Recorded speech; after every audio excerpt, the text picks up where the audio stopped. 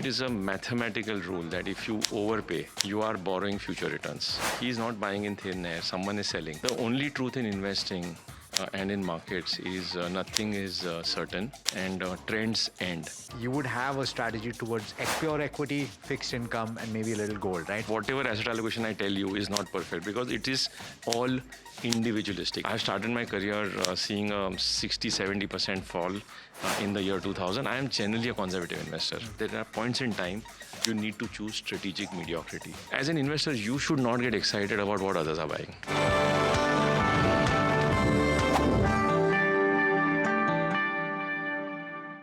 The ownership pattern of Indian equities is changing. Amidst everything that's happening around the world, with wars and Trump tariffs, foreign institutions have been selling. And meanwhile, retail investors continue to pour money into our capital markets, particularly through mutual funds. That's pushed domestic institutional buying to unprecedented levels. In fact, the inflow into Indian equity markets from domestic institutions was 4.1 lakh crore rupees in 2025 as of July. That's already 80% of the inflows in 2024 as a whole. You're probably wondering why I'm talking about this. I want to ask my guest today what he thinks about the implications of the flood of retail money pouring into Indian equities, whether SIP is really the way to go, how to buy the dip, and whether international equities really need to be part of your diversification strategy. This is Moneywise on NDTV Profit, and my name is Alex Matthew.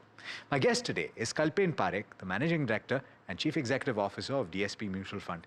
Kalpen, as always, a pleasure speaking with you. Likewise. Thank you for inviting me. So let me ask about this. There's so much swirling uncertainty, and we've seen so much selling by foreign institutions. Equally, we've seen a large amount of buying. SIP figure 28,000, I'm talking about gross.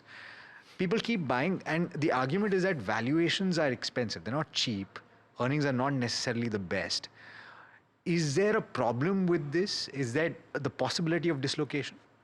I want to clarify a doubt. Should my answers be from the lens of us, the institutions, or the lens of the viewers, investors? The investor. Important. Okay. Great. Sorry, before you start, I want to ensure that my question is absolutely clear. The fear is that you're buying too much of an asset, and because the flood is not stopping, the fund manager has no choice but to deploy because they can't keep a large amount of cash. So you're pushing up the price, so not allowing the price to drop. That is the worry. So, there are two dimensions to this, that for every time someone is buying, let's say, you come up with a headline that huge buying by FIIs. He's not buying in thin air, someone is selling. Yes. Even when they were buying. Or likewise, today, if we are buying, the domestic retail investors are buying, someone is selling. So buying and selling always equalizes. Yeah.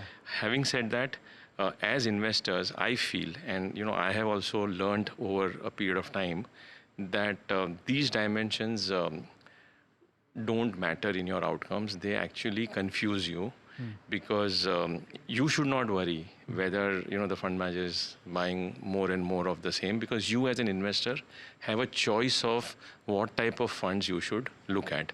And before I get into that, your point is very valid that over the last few years, we've had a great run in profits as well as stock prices. Post-COVID, we've had a great 4-year, 5-year run.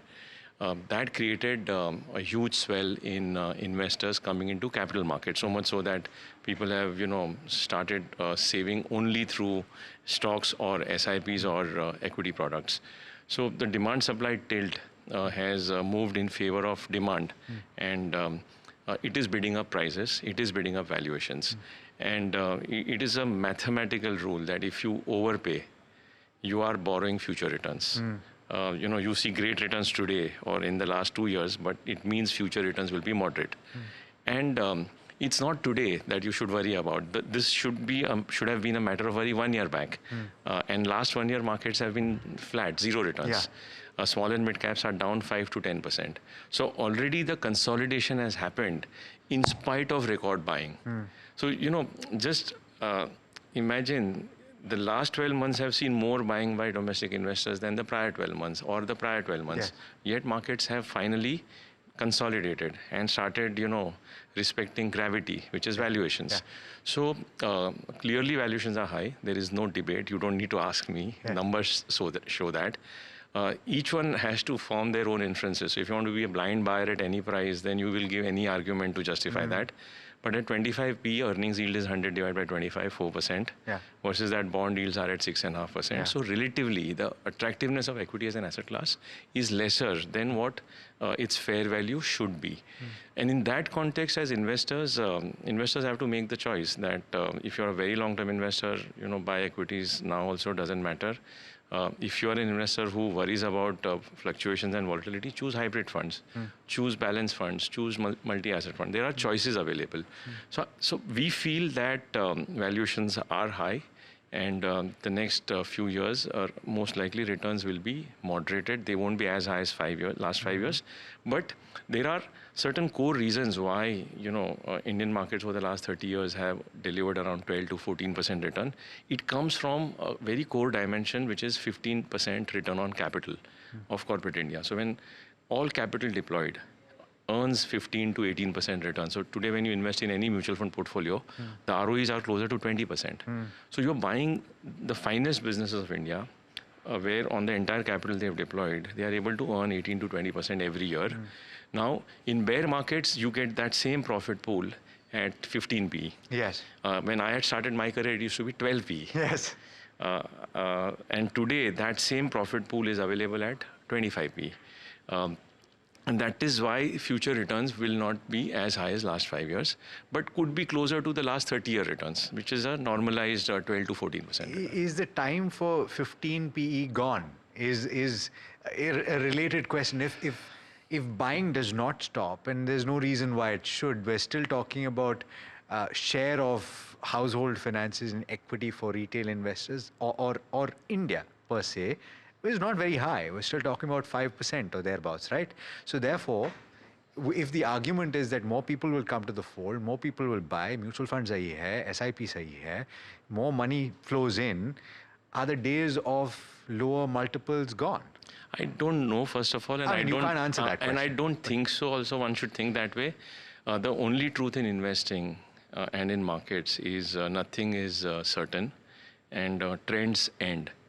They don't last forever, because if they last forever, you will create a 15% return in equity with a straight line, every type of outcome. It's almost impossible. And look at again the last 12 months is a classic example. The buying has increased, yet markets have been zero returns. So it is also possible that buying may continue, but yet markets could have some reasons to correct.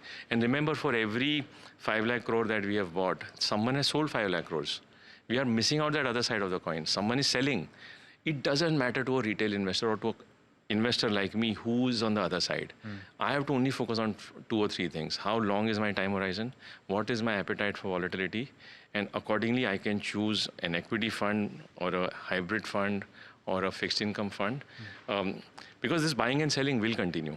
And there is immense buying coming from global investors. There is immense selling coming from global investors. It's coming from high net worth individuals. It is coming from promoters who are diluting their stocks, or IPOs are coming. So there is supply as well. So at some point in time when the tilt moves, you could see sharp corrections. And sometimes corrections don't come only because of buying and selling. There is a trigger and suddenly you could see a 10-20% drop in markets. I mean, we saw that. We just saw it in September to February.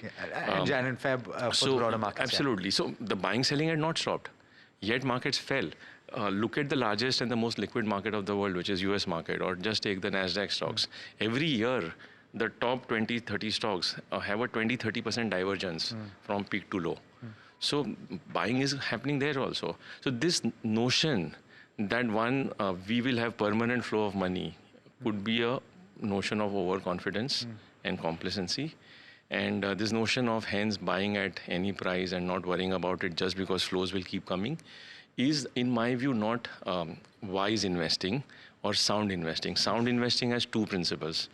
What you buy should be reasonable quality, and at what price you buy should be at reasonable valuations.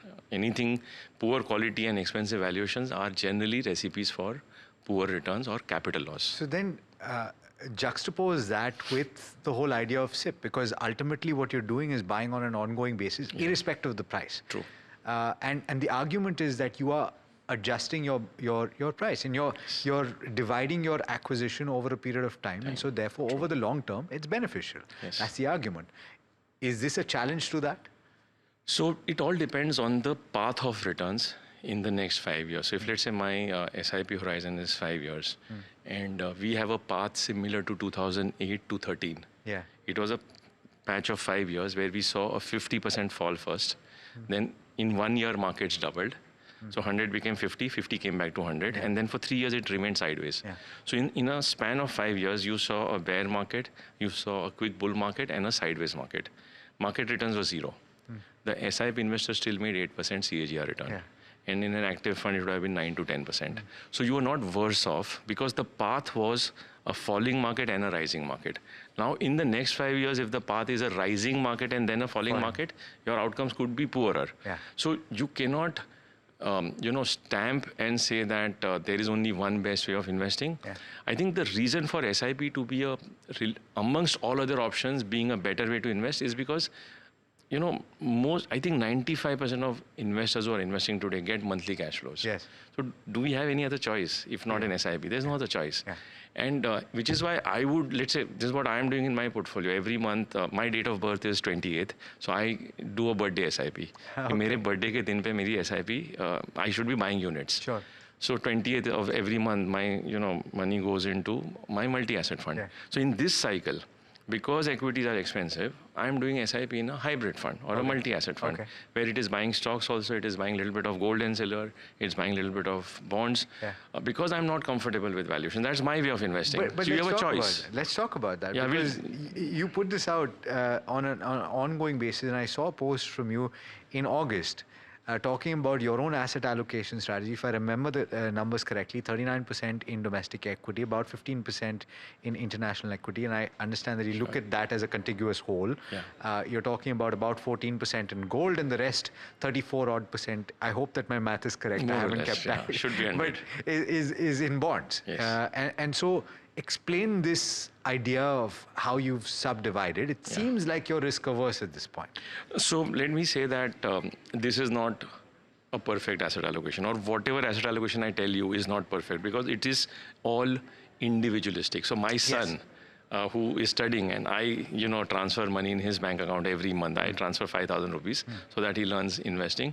His entire portfolio is equity. Yeah. His SIP is all equity. How old is he? He's 18 years old. Wow, already? Yeah. I have 2 nieces, and their SIP started 2-3 years back. They are all in equity funds. I say already because I remember the COVID videos. Yeah, exactly. So he's grown up. So for my niece, 100% of their SIPs are all in equity. In my case, because maybe I am too close to prices every day, and I started my career seeing a 60-70% fall in the year 2000. I am generally a conservative investor. And I feel that, so my portfolio, the thought behind that is that 60% is in growth assets, which is Indian and global equities, and around 25% is defensive asset, which is fixed income, and 15%, which is joker in the pack, is gold, which in some periods behaves like equity, in some periods it behaves like bonds. Yeah. So gold, today's 15 was not my desired asset allocation. My desired asset allocation was 8 or 9. Sure. But because of price appreciation, it has become 15. Right. So at some point, the fund will auto-adjust or bring it down. So that was the construct. And my logic is that even in this year, let's say a multi-asset fund would have delivered to you equity-like returns without equity-like volatility. Because the whole thought is 1 year back, valuations of the small and mid-cap buckets were very expensive. 2 years back, for example, gold had not run up as much.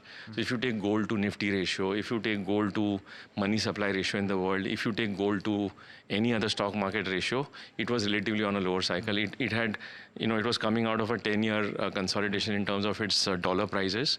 And central banks were nervous. De-dollarization. Governments were nervous with, misbehavior of different countries.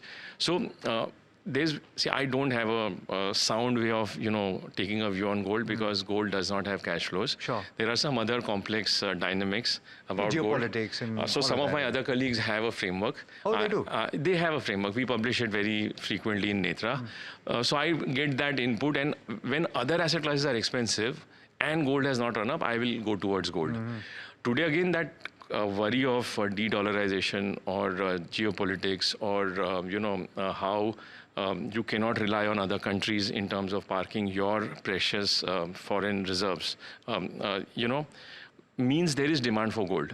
But it has run up. And hence, incrementally, I will go slow on gold personally. I'm not saying I have a view on gold. Sure.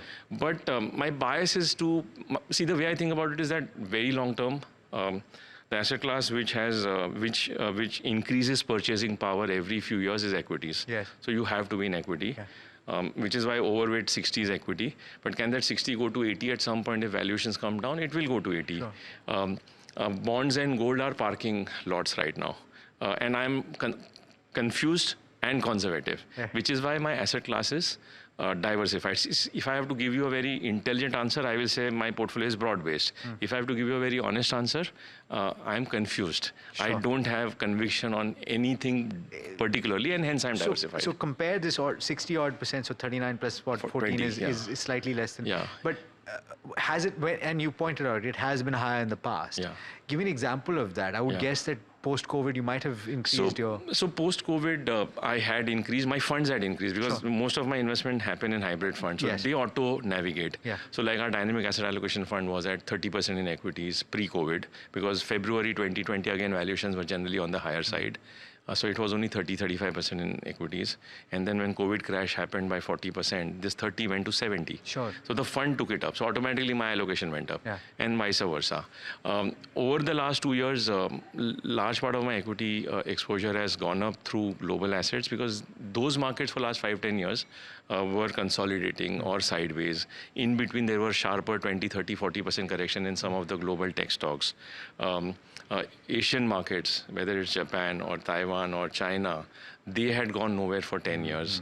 A lot of European stocks. I've heard many people say that, Europe is like a patient or a prisoner. So a lot of good companies there, or I would say some good companies there, were available at very compelling valuations. So our approach is, it's not about investing in a country. You're buying stocks. End of the day, global is also stocks. So in India, for example, HDFC Bank was, after 5 years of giving returns less than a fixed deposit, it meant that is getting attractive. So while Indian markets have not given return, but certain bank stocks have done well in the last 1 year. Likewise with few global stocks. So a lot of Asian stocks have run up in the last 1 year. And whole logic of mixing global and Indian portfolio is that your long-term returns may still be the usual 12 to 15% of equity compounding, but because their correlations are around 0.6, it's not a 1:1 correlation. So there are, like this year, Europe stocks are up 20%, Asian stocks are up 20%, MSCI emerging market is up some 15%, and India is down. Last year or 2 years back, these stocks were going sideways, and India was up 20. So your NAV path is less volatile. And what I am trying to solve for myself is I want to be invested forever. I don't want to worry when should I get out, get in, because every time there is a decision to be made, there are higher odds I'll make a poor decision. I want to minimize the number of decisions. So to that end, in terms of asset allocation strategy, I know in years past we've spoken about when diversified funds, or not diversified, but multi-asset funds and hybrid funds were not as big as they are today, and hopefully they get bigger. But the point is that you would have a strategy towards pure equity, fixed income, and maybe a little gold, right? And rebalancing would be required if there was a huge dislocation or if there was a big run-up. True. But the question was, when do you do that? And what are the tax implications? So is that the primary reason why hybrid is now the way to go? Absolutely. Because either you are an expert yourself who can, at extreme, decide whether it's time to go for a 6 or it is time to wear your helmet and gloves and pads and just defend. Either you as an investor can have your own framework, and if you don't know when to play defense and when to play aggression, give it to a hybrid fund.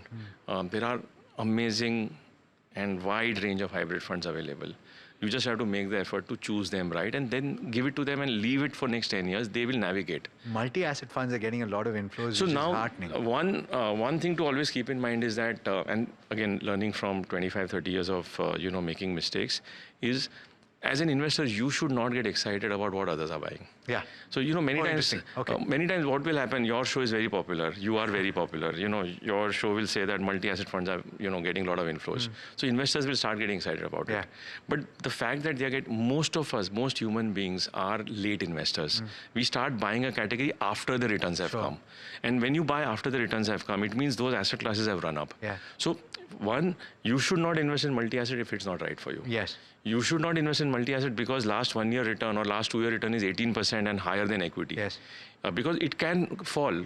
Remember one thing, multi-asset funds have 80% in volatile assets. Yes. Indian equity, global equity, gold and silver. Yeah. All these three have a standard deviation of 15 to 20 units. Yes. Only 20% is in bonds. Yeah. So they are not a no volatility high return product. Be aware of that. Yeah. The advantage of multi-asset is that it delivers closer to the best performing asset class over a full cycle at closer to half the volatility. Yeah. So we encourage investors to look at this dimension rather than last 2 years they have done. Because so don't focus on the methodology rather than the return outcome alone that you've seen over the course. And that outcome is not your future outcome. Yeah. That outcome is someone who believed in your show 2 years back. I remember we also had spoken. 2 years back, if you had done multi-asset blindly, was sensible. And because and just to complete that point, because these asset classes that we've just spoken about don't tend to move together. It's very rare where you see fixed income, yields are falling, equity markets are going up at the same time, and you're making money on both sides. This is a very important point that you mentioned, that when do multi-asset funds work? When all asset classes, which in the long term have had poor correlation, operate. Last year has been unusual, where correlations also have broken down. Gold has run up along with equities, and yields have fallen. The only component of multi-asset which has not done well last year is a large component of Indian equities. To that extent, that is where, gradually consolidation is happening, but they are still expensive. And maybe a couple of more quarters of consolidation or some price fall, it will. Having said that, everything we are trying to solve for is the short-term market movement. And long-term investors should not try to solve for short-term volatility. So, but a quick point here. I've read Morgan Housel, as a lot of people have, and he speaks about the fact that hybrid hasn't worked as a strategy in the US. I only ask this because you got to, at some point, play devil's advocate and say, hey, you know what? It's not necessarily worked in the largest market in the world, where seemingly investors have had more experience than others have. What's the reason why it should work here? So let me, make this very evident and clear to all the viewers. No one's statement, whether it is Morgan Housel or an average Kalpen Parekh, should be taken as gospel truth forever. Everything has context. Now, hybrids in India means Indian stocks and, let's say, Indian bonds. Indian bond yields have come down. Hybrids in the global context means American bonds, for example. Now, American bonds are down 50% in the last 2 years because their interest rates went down to almost 0 or 0.5%, and now they've risen to 5%. If you see the TLT, which is a 20-year sovereign bond of America, the price is back to where it was probably 15 years back. The Austrian bond, the bond of Austria, the sovereign bond of Austria, is down 75%. It has fallen more than a penny stock. Sovereign bonds have fallen that much. Now, have you ever heard that bonds are safe? We have always heard. We've heard government bonds are safe. But there are so many nuances. If you buy a government bond at very low interest rates, and then if interest rates rise sharply, you will lose capital. People say gold is a safe haven, but gold also loses money. I'll give you another example. In context to global investing, it is suddenly becoming popular, right? Because last few years have done well. We have heard the statement that healthcare is defensive and large caps are safe. Generally, these are two labelized statements we hear. The largest market cap healthcare company is Novo Nordisk. It is down 58% in the last 1 year. So no label is permanently true. There is context, there is nuance. So globally, why hybrids have not worked is because a large component, the 40% of bonds, have got devastated in the last 5 years when rates have gone up. So I think more than investing in labels, so what do I mean? We say momentum factor is good, value factor is good, growth is good, quality is good. Or a reasonable price. Quality stocks are down 30% in the last 3 years, right? Small caps have, speed, but speed will kill. Yeah. So everything has pros and cons, and 99% investors make these mistakes of investing in labels and not going deeper. What you have to ask is, whatever you are buying, is it inherently sound? And are you buying it at reasonable prices or cheap prices? If you end up overpaying, if we buy something worth 100 rupees at 200 rupees, the risk we are taking is 100 rupees worth of risk. Yes. Because its fair value is 100, Margin but we are of safety. Exactly. So every asset class becomes cheap at some points, becomes expensive at some points.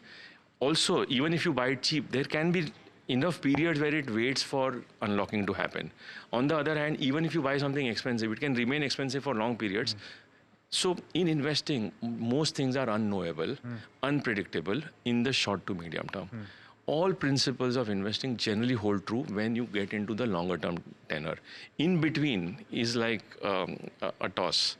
And we can keep playing. And we can keep playing toss. I don't want to spend a last couple of minutes talking about this international fund option that you have in Gift City. Incidentally, I did do a conversation earlier, but I've got you here, so I should ask you, what is different about this, and how do you benchmark this? Because as I understand it, you have a minimum amount of $5,000 that have to be put. Who takes the dollar risk? One. Two, you are going to select 30 to 50 stocks, as I understand, in the international market, geography agnostic, index agnostic, but above $30 billion. How do you benchmark this? Okay, so first of all, this is the first retail fund on Gift City. Gift City is the international financial services center that India has created out of Gandhinagar. And this fund will be under the LRS, the Liberalized Remittance Scheme by Reserve Bank of India. Under that scheme, annually, every individual can remit $2.5 lakh outside. Why would people want to do it? Because let's say you have over the next 5, 10, 20 years goals for global spending. It could be on account of travel. It could be on account of education. It could be on account of creating diversification from a currency point of view. So that is the objective of LRS. Now, in that context, we have launched this fund. And this fund will basically, again, invest in equity stocks outside India. And our starting point is that, let's say there are 5,000 stocks. So you have to have some filters to narrow it down. And hence the first broad filter is $30 billion and above. So it narrows down the universe to some 400 odd companies in the world. And then we have the same filters that we have in India, which is companies with high ROEs, companies with reasonable growth rates, companies where there are no governance risks, where capital efficiency is good. And basically we will not own mostly any lenders because we don't know the balance sheet of where, or the loan books, who they are lending. Anyways, here also it's not easy to know. Every few years there is a credit crisis. Some skeletons tumbling out of the Yeah, so you want to play the safer path. So, and there are great global businesses which are either growing well or great global brands which have been out of fashion for the last 5-7 years and have fallen 50-60% and are at 13-14 PE multiples and 4-5% dollar dividend yield. So it's an opportunity to build more complementary portfolios to our India portfolio. All of us are almost fully invested in Indian portfolios. This gives you a complementary pool of portfolios. What's the taxation like? Okay, so here this is a retail fund under GIFT. After 2 years, it incurs long-term capital gains of 12.5%. Anything before 2 years has highest marginal tax rate. So anyways, it's equity. So, our advice always is that if you don't have 10-year money, you should not be in equity, come what may. But it's taxed at the fund level. So in the hands of investor, it will be tax-free. Sure. But at a fund level, let's say if I buy and sell inside the fund within a year, I will pay 40% tax. But because of the kind of stocks that you're investing in, is it likely that churn will be relatively less? Okay, so independent of that, our starting point is that we want to build long-term. See, our portfolio turnover here in India also is around 25%. Okay. Generally, see, our logic is you make a lot of money only when you hold for the long term. Let your good portfolio compound. The same approach will be here. Here we'll be more thoughtful around not churning before 2 years. Yeah. But not to say that if we buy something and it runs up 50%, the opportunity arises, we will book. Or if we have made a mistake and we realize, we'll book. Sure. But that will be at the margin. Sure. Broadly, our holding period should be 4-5 years and above. And we will discourage ourselves from trying to act faster. And we have also hence kept an exit load of 2 years. Sure. So that investors also don't get out early. Because if they sell early, I will have to sell on their behalf. Who is this for though, Kalpen? You and me and all of us. No, but I asked because you're talking about $5,000 right now, and I'm just wondering whether it's currently aimed at, it is retail, of course, but not everyone can afford Absolutely. So $5,000 is roughly around 5 lakh rupees. Yeah. So it is slightly high net worth. This is for investors who can, who want to diversify their, NAV journey by complementing with global portfolio, and who also should appreciate that there are, a global portfolio does not necessarily move in line with Indian stocks. So there are years Indian stocks are up 15%, this could be down 5%. There are years India is 0 and this could be up 10%. So it's basically a very high active share away from Indian markets. So only such investors who can understand this type of, difference in path should invest in this, not because it is popular, not because it is fashionable, not because it is India's first, gift fund. I've been invited on many forums in the next few days to talk about it because it is exciting, because it is something new. Unfortunately, people, like whatever is new. Whether it suits their risk appetite or understanding is secondary. And glad that you asked this question. Only those. So who is this for? Anyone who wants to invest in equities for 10 years. So it's an equity fund with equity risk.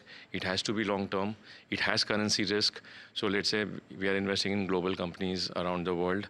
Now a lot of those companies may be having their income in different currencies. Someone will be more dependent on euro as a currency. Someone could be on yen as a currency. Some companies, the dollar will matter. So there is that extra layer of complexity versus just investing in an Indian portfolio. So I'm not deselling my fund, but I'm only saying that you should understand the risks. Its path will be meaningfully different than the path of an Indian NAV in the short term or even in the medium term. But in the long term, generally, all data shows that if you buy great businesses in the world, it tends to give you very similar returns like Indian companies, but the aggregate volatility comes down. Okay. Closing thoughts, Kalpen, and I know among all of the people that I speak to, you read extensively and you learn on an ongoing basis. You try to learn, I think, from your mistakes, and you mentioned that in the past as well. What is one thing that you remind yourself of constantly as part of your investment journey that holds you in good stead?